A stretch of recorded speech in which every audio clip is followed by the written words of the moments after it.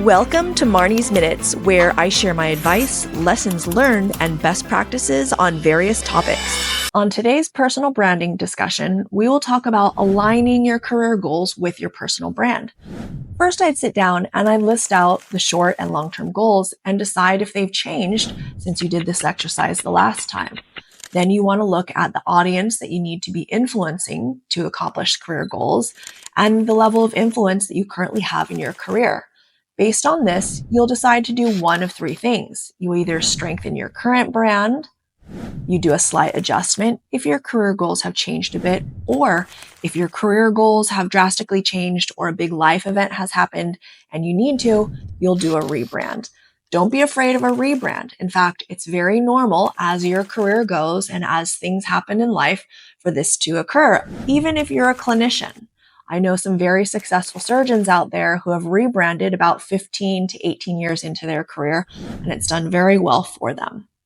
Probably the easiest of these three is the brand strengthening. Sit down with people of influence, whether that's your boss's boss or your peers if you're a corporate person, or your partners, or even some of your colleagues around the country if you're a clinician, and talk about what your goals are and see if there's anything that you could be doing to strengthen the brand that you already have based on your short and long-term goals.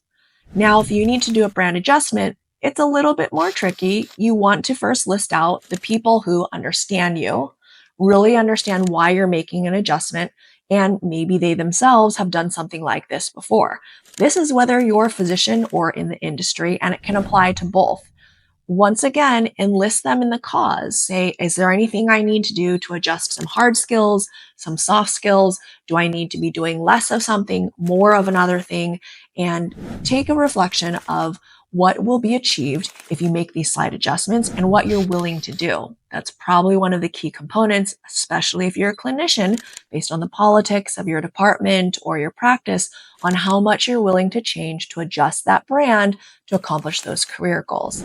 Now, one of the most maybe challenging, I personally like to see it as one of the most exciting opportunities, is the rebrand.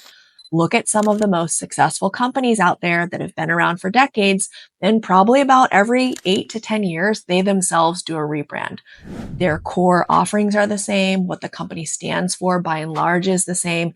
And so this is not a big deal. But if you're going to do a rebrand, I suggest taking stock of the very trusted people that you have that can either open doors of opportunity or give you really good suggestions on how to do things differently to rebrand and stay the course. So whether you're strengthening your brand, making an adjustment to it, or doing a rebrand, enlist those who can and will help you.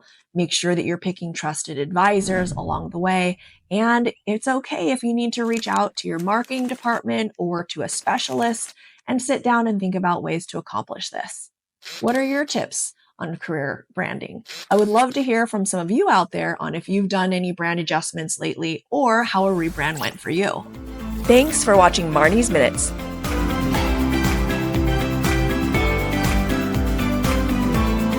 If you found today's topic useful, don't forget to like the video and subscribe to my channel.